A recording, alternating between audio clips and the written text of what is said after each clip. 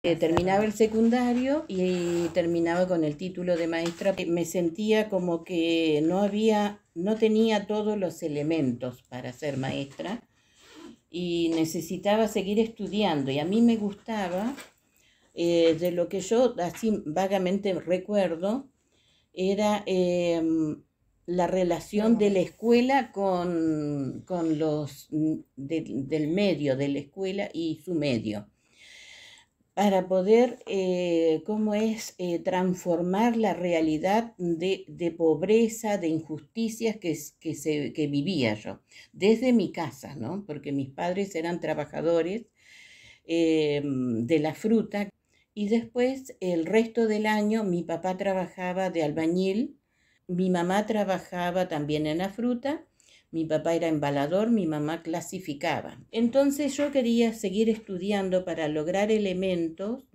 de cómo transformar. Después que tomé la comunión, yo quería cambiar el mundo desde el cristianismo, ¿no? Empecé la universidad, sí, y ya dejé el cristianismo porque empecé a conocer otras teorías, el marxismo-leninismo, y me encantó.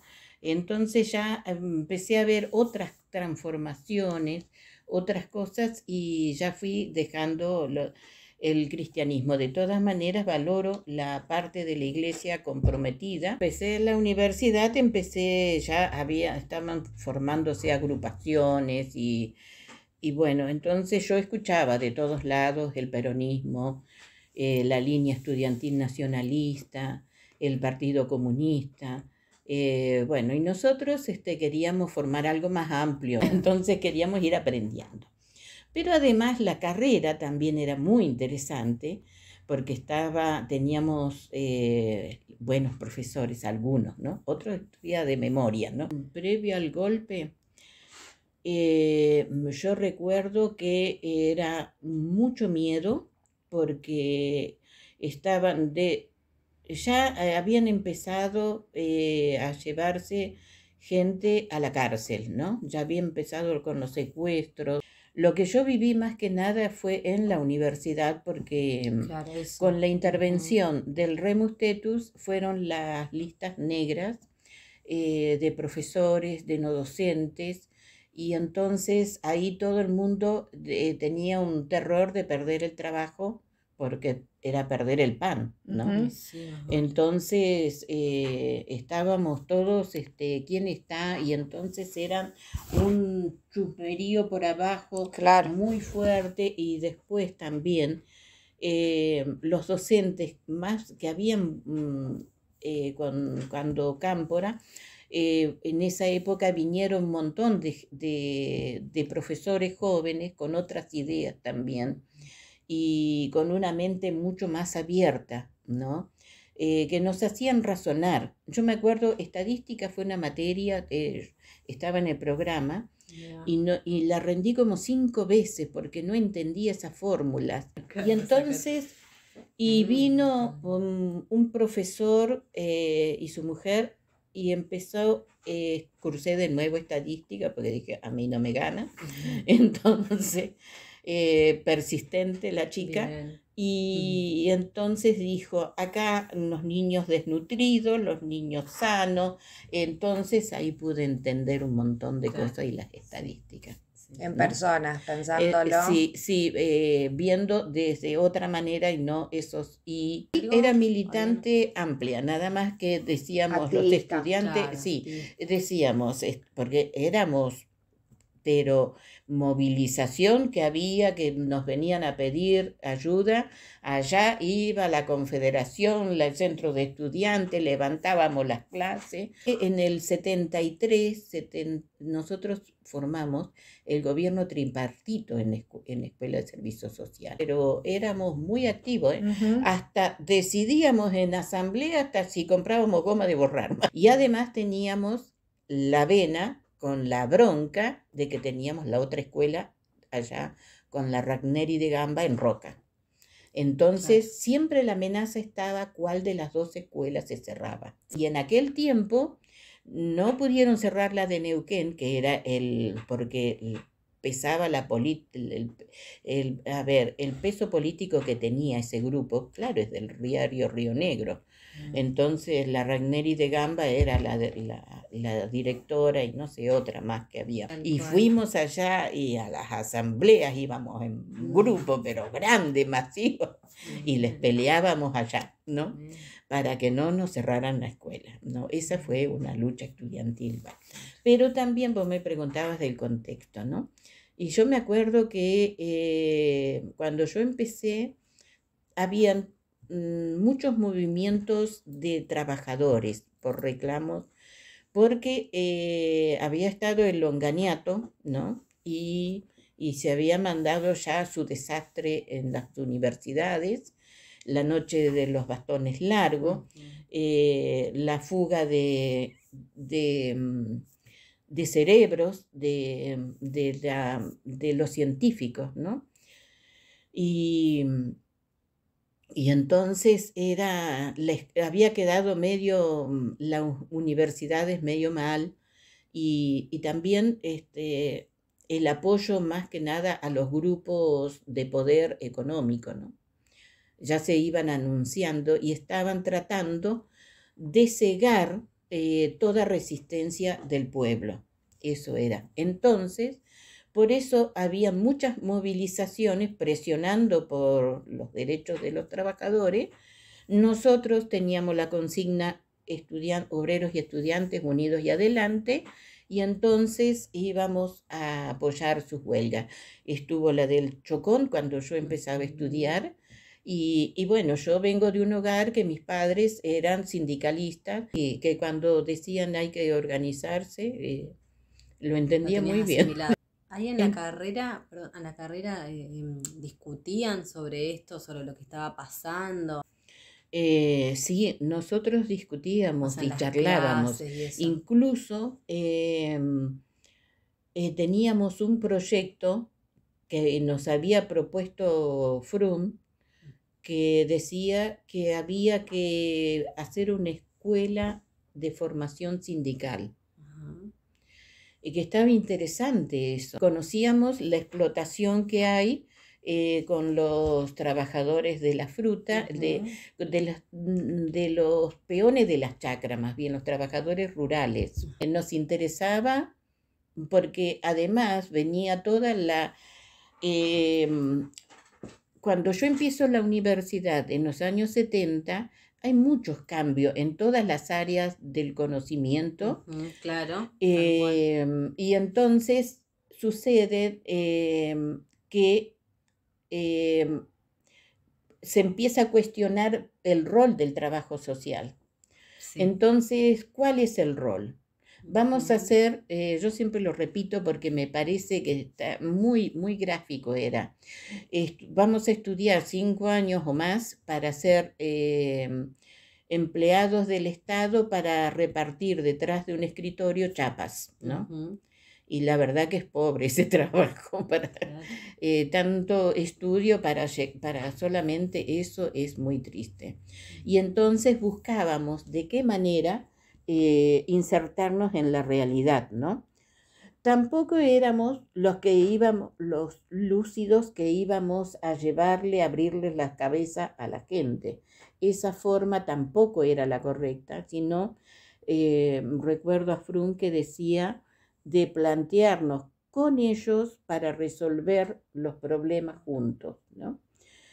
Con nuestros elementos teóricos, ver de qué manera planteábamos con la gente y la invitábamos a que en grupo resolviéramos los problemas. Claro. Pero uno va aprendiendo, va creciendo en la práctica y eso no alcanzaba tampoco, porque había que llegar a militar, ¿no? Y yo me decidí un poco tarde a definirme, pero me duró muy poco. Sí, el PRT era me parecía muy linda la propuesta de ellos, ¿no? Aunque yo con las armas no sabía mucho, claro.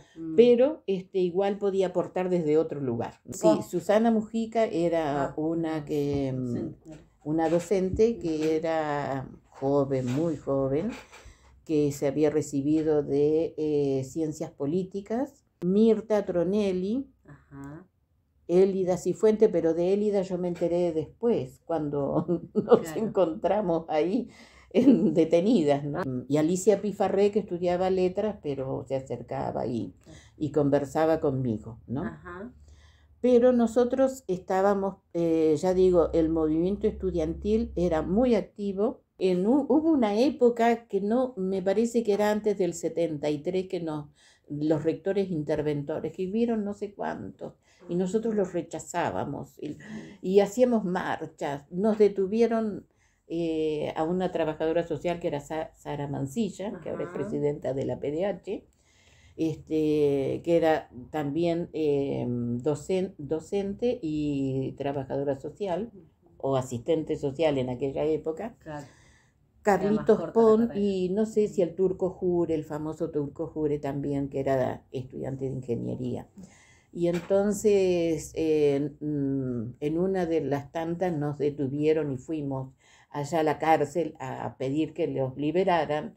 Nos corrieron con gases y yo salté un canal que había al costado que todavía hoy me admiro, ¿no? Porque hoy no puedo ni saltar el cordón casi. Desde la formación del gremio docente, que empezamos a discutir qué queríamos ser, qué éramos, qué formábamos, cómo nos organizábamos para pedir mayor presupuesto y mejores condiciones laborales y mayor salario, un salario digno que nos permitiera adquirir literatura para perfeccionarnos y todo eso. Bueno, y entonces, y no tener que andar corriendo teniendo 2 grados que no podés atenderlos bien y salir de un lugar a otro corriendo. Bueno, Claro, vos mientras estudiabas en la universidad, dabas clases sí, a la vez y te organizabas tanto sí, en la universidad como sí. en el gremio como docente. Porque no podía ser de otra manera. Yo me quería ir después a la de Concepción, que era a Chile, Ajá. porque era una escuela de servicio social o trabajo social ya de avanzada. Era la época del esquema conceptual referencial operativo, algo así, Sí, ECRO, que es muy famoso, que fue un claro, movimiento sí. de avanzada, pero yo creo que es muy actual lo que dijeron en aquel entonces. Sí, Que hay sí. otras cosas también de los estudiantes que hemos participado. Me acuerdo que de ingeniería había un compañero que vivía en María Elvira. No sé si escucharon ustedes eso. En María Elvira había una población de años, décadas que vivían ahí, y un buen día, no sé, se les ocurre sacarlas y le sacan las cosas, le tiran los ranchitos, las casitas y bueno, algo así, ¿no? Y entonces dice, había un estudiante en ingeniería y les pasa la posta a los demás, que los están echando y los quieren correr y no sabemos dónde ir. Pero ¿y cómo? Vamos todos. Entonces allá fuimos los estudiantes. Esto fue previo al golpe. Previo al Claro, o sea, todo golpe. lo que venía pasando, digamos, Sí, ustedes sí, activaban un sí. montón. Y entonces íbamos Claro. allá y les tuvieron que devolver las casas y no los pudieron echar de María Elvira. Después, previo al golpe también, me acuerdo que nosotros teníamos que trabajar la práctica con organizaciones de base. ¿Cuáles eran? Las comisiones vecinales. Entonces empezaron a ir, fulanos, equipos de práctica por acá, para allá. Y yo dije que vivía en Cipolletti, entonces me quedaba la unidad básica. Bueno, sí, pero con esos compañeros salíamos a pintar. Ellos eran más duchos para pintar y para vigilar y aprendíamos. Salir a pintar era, en una época sí era por gobierno, dictadura militar, después no. ¿Por qué vos pensás que los atacaban, digamos, a ustedes? Viéndolo en el contexto era porque ellos querían implantar un plan económico que nos está rigiendo hoy y que nosotros, que los compañeros pergeñaban que iba a ser terrible. Y es lo que estamos viviendo ahora. Y era eso. Y entonces querían arrasar con toda la oposición. Por eso fue Trelew Y por eso fue también todas las movilizaciones fueron acalladas y fue lavado el cerebro que nos cruzaban a la supuesta izquierda de aquellos tiempos que lavaban la cabeza a los jóvenes, ¿no?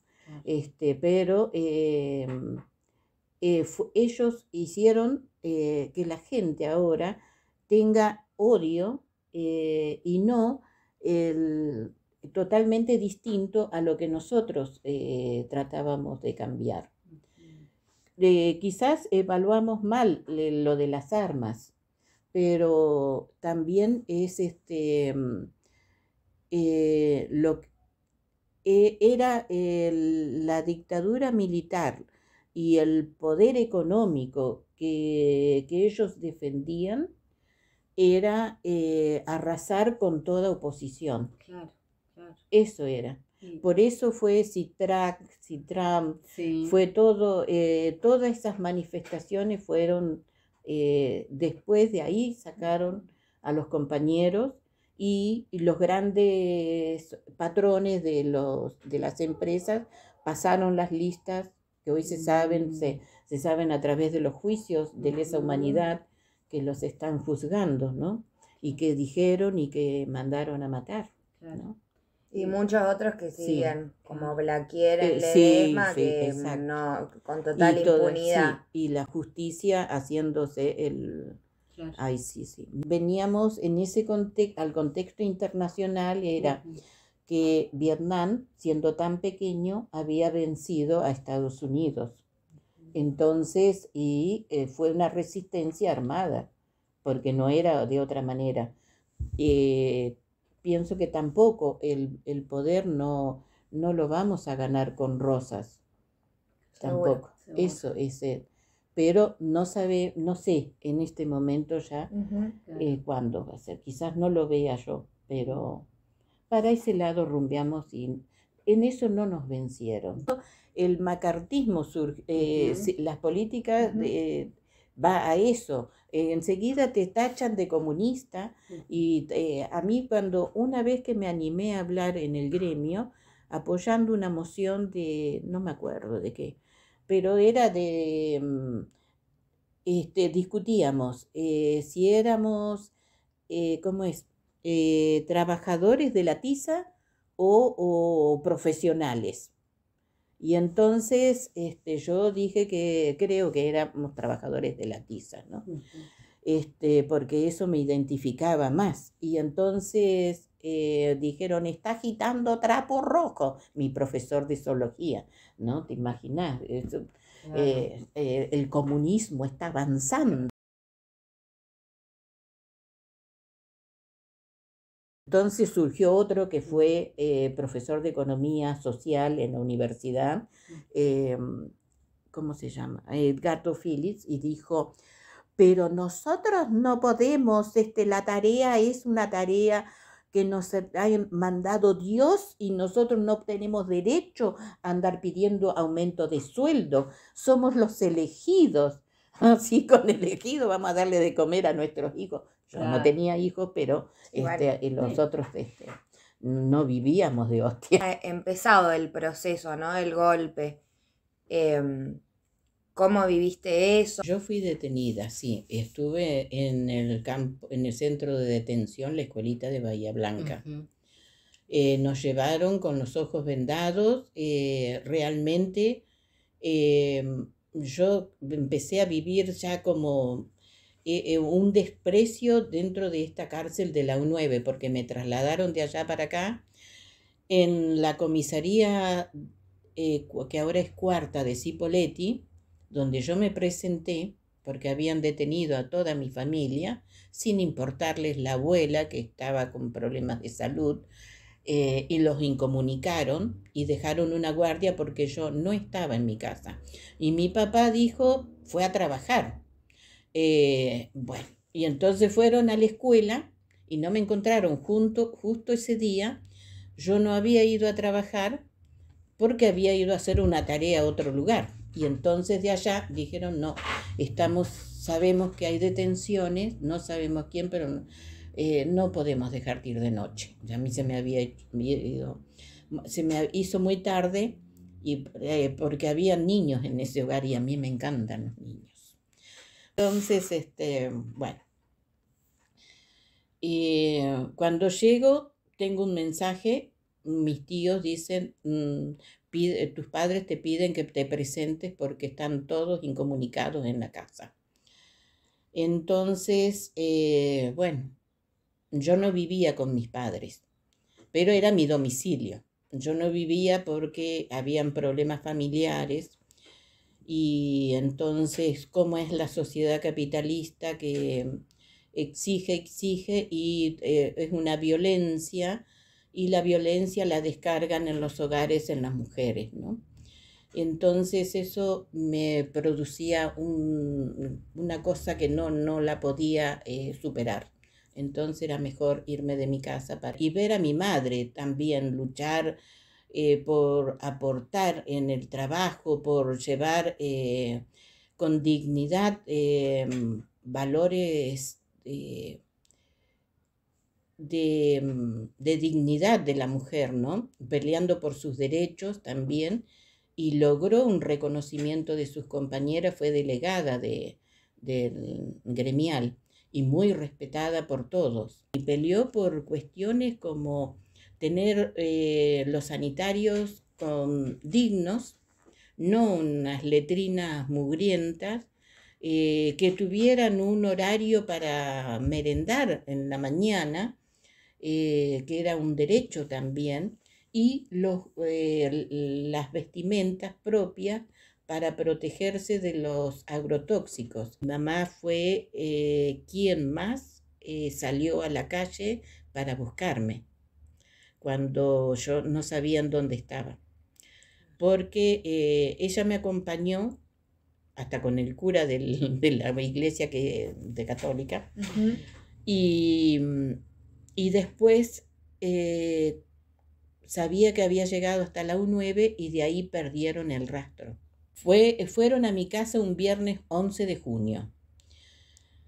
Como di testimonio, tengo bien los días. Claro, sí, sí, sí. Yo me iba a casar.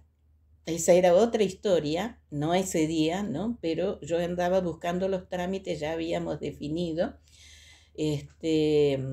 decidido casarnos y habíamos discutido porque Antonio no quería que yo trabajara. Y yo trabajaba de maestra y yo dije no.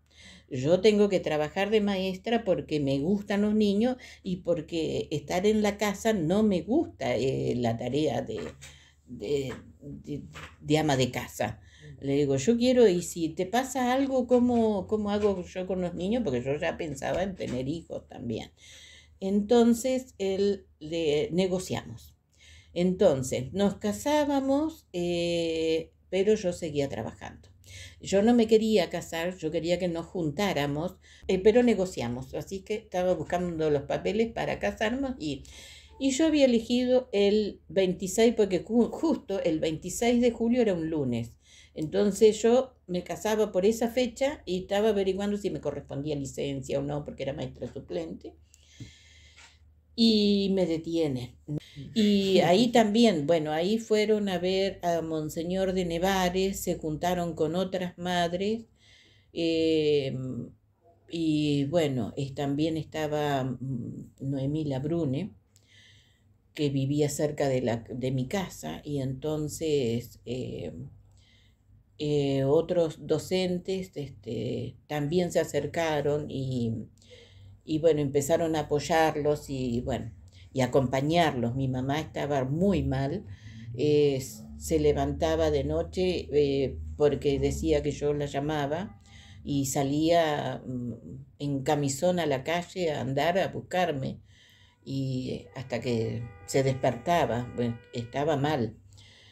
Y Monseñor de Nevares se entera que, o yo no sé, pero desde que yo que estaba en Bahía Blanca, ¿no?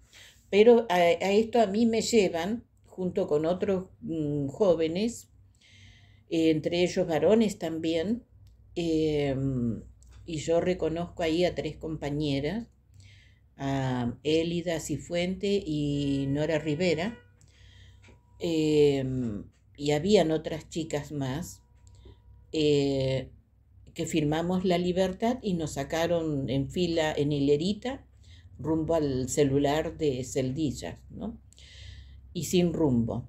Después, no sé en cuál momento, si ahí al subir o no creo que cuando íbamos a bajar en otro lugar, que nos vendaron los ojos y nos esposaron.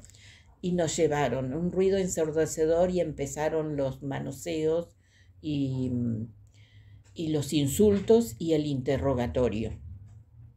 Entonces, que nos convenía decir, delatar y bueno, y todo eso ya dentro del avión, y que nos dijeron, dice, son todos del PRT, estos los vamos a tirar del avión a la selva tucumana. La policía se lava las manos, claro, y nos entrega a los militares que eran.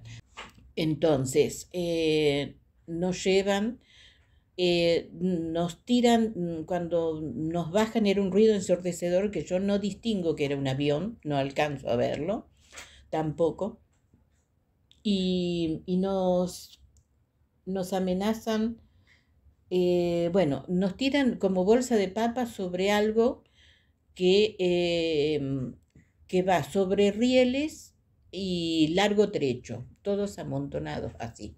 Íbamos unos arriba del otro, nos empujaron y caímos, bueno, sobre eso. Y esa, supongo que es como una zorra, ¿vieron esas cosas que van con rueditas sobre las vías del tren? Uh-huh. Bueno. Que son como trecho, de carga. Pero, sí, para cargar bolsos o qué sé yo, no sé. Bueno, y de ahí nos llevaron a torturar y luego nos llevaron, después de la tortura, nos llevan a otro lugar. Y ahí cuando llego en ese otro lugar, escucho voces que piden agua. Entonces era la voz de Susana Mujica, la voz de Cecilia Becci, y cuando hay cambio de guardia teníamos que decir nuestros nombres bajito. No podíamos hablar ni tocarnos la venda. Entonces yo escuché en ese silencio la voz de Alicia Pifarré, que decía que estaba Mirta Tronelli, Elida Cifuentes, y bueno, después, unos días después, trajeron a Mónica Morán. La sacan un día, y ella es la que dice, chicas, escuchen, estamos en Bahía Blanca, escuchen la sirena de los barcos. Y entonces había que agudizar, no sabíamos el horario, no sabíamos si era de día, de noche.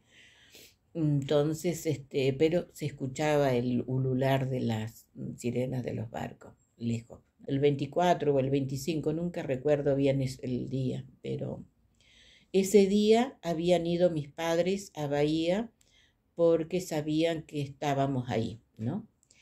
Pero no nos dejaron ver, porque yo tenía todavía la cara muy hinchada, supongo, y las marcas de la tortura. Y la despedida son unos perejiles y una patada que hasta el día de hoy me duele la columna, más o menos. Cuando me sacaron de ahí y me llevan a la cárcel de la Floresta, ahí. Y ese es el día que llegan mis padres también. 24, 25 no nos dejan ver, vuelve mi padre y le dice, no, pero si está ahí. Y entonces ya había una monja que hacía labores en la cárcel, era con las comunes, porque era una cárcel común, y entonces supongo que ella debe haber avisado, nosotros se lo pedimos, pero ella estaba muy comprometida, después la sacaron, ya no tuvimos más maestra de labores. Pero bueno, entonces mis padres van el 1 de julio y ahí los puedo ver unos minutos. Leo en el diario que tenía la cárcel, había sido muerta en enfrentamiento. Bueno, es de los tantos asesinatos crímenes que cometió la dictadura militar, diciendo se fugó, y bueno, y los valientes militares, mentira, ¿no? Sí, sí. Las reventaron en el baño, y yo no me puedo acordar de haber escuchado esos tiros o, bueno, la cárcel. Era un plan de aniquilamiento a todo lo que se pusieran y a los subversivos, como nos llamaban, o detenidos terroristas, también nos querían aniquilar, pero de otra manera, sin atención médica, con mala alimentación, con malas condiciones de hacinados en la cárcel.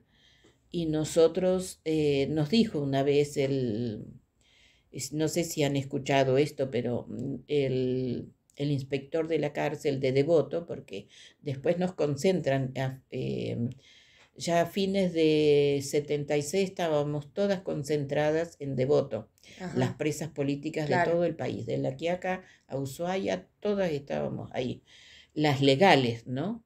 Que no quería decir que no nos sacaran de ahí, porque sacaron cuando el Mundial de Fútbol, sacaron 3 compañeras como rehenes, por si había algún atentado en el Mundial de Fútbol, las llevaron a las compañeras y nosotros hicimos una resistencia, jarreamos, golpeamos el jarrito contra la reja y hacíamos denuncia a los vecinos que avisaran a las organizaciones de que se habían llevado a 3 compañeras de la cárcel, sin rumbo, sin destino conocido.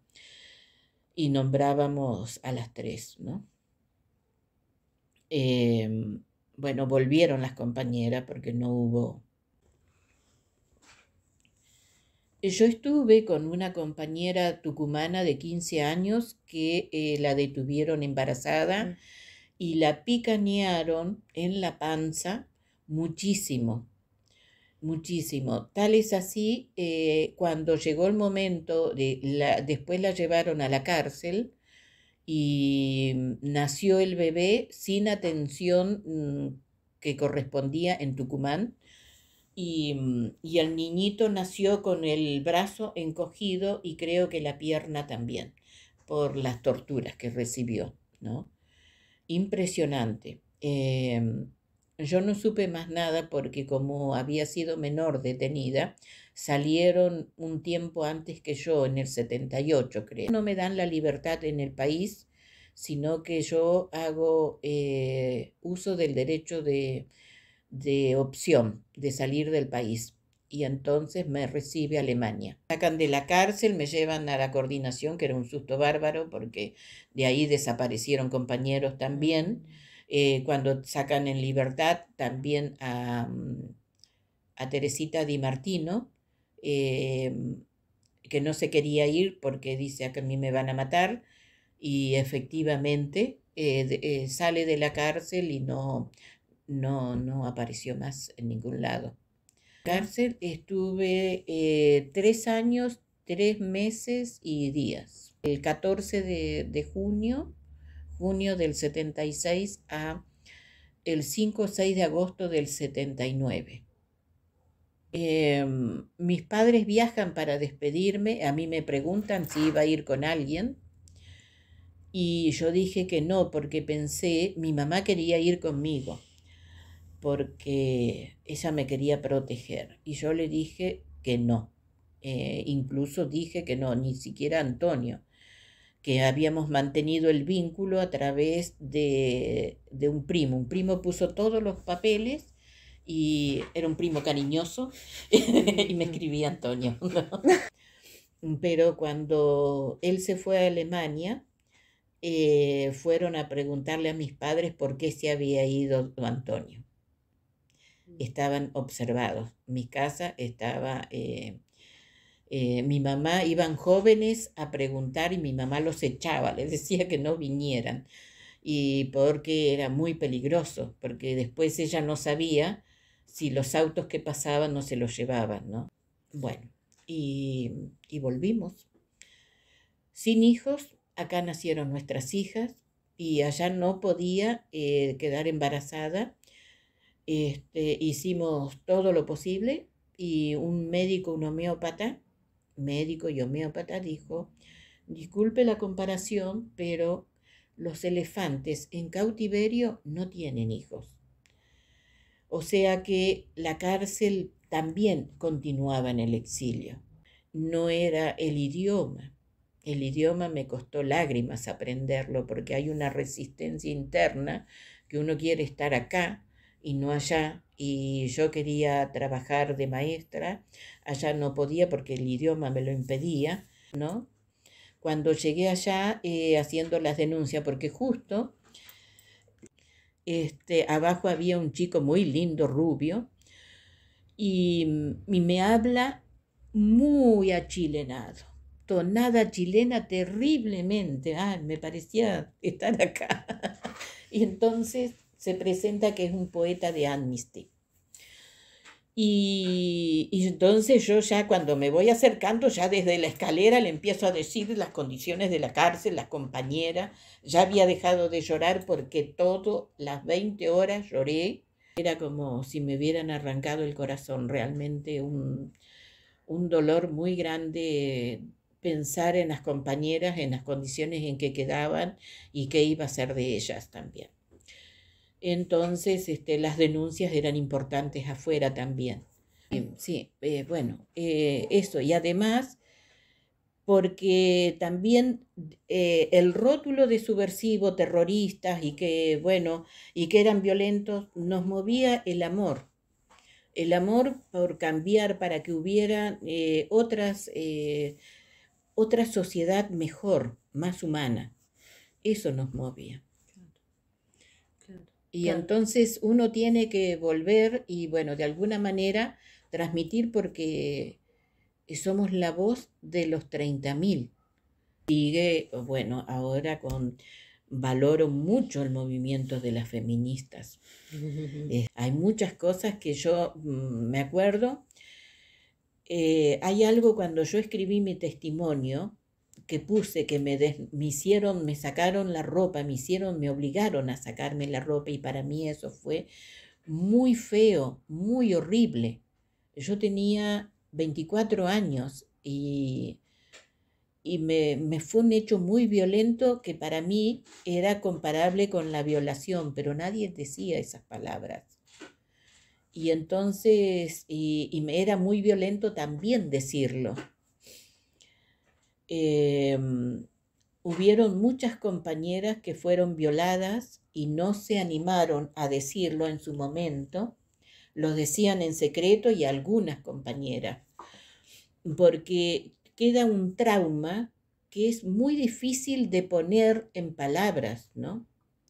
Y eso no lo entiende la gente, no lo entiende la justicia, no lo entiende. La lucha vuelve a trascender, vuelve a renacer en las movilizaciones de las compañeras feministas, en las luchas de los trabajadores por sus reclamos, en las organizaciones de derechos humanos. El tema de la deuda externa es muy difícil el tema. Es muy difícil porque es una estafa al país.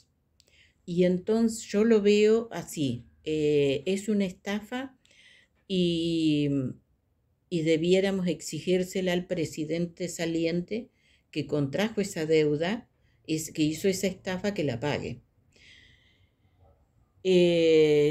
No quisiera pero siempre volvemos a que el pueblo paga los platos rotos.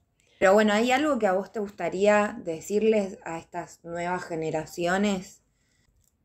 Que la lucha sigue, la lucha de cambiar, de transformar las estructuras de explotación, de opresión que tenemos. Esa lucha no se ha acabado. Y no vamos a tener un héroe, tenemos que salir todos juntos. Que eso, todas las cosas se logran organizándonos. Que eso es fundamental. Y que es una lucha política. no partidaria, sino es más allá, porque el ser humano es político. Nos han metido, nos han lavado la cabeza que es mala la política, todo. Entonces nadie se organiza, nadie, dice, sí, yo, sí, porque capitalismo es, no hay capitalismo bueno.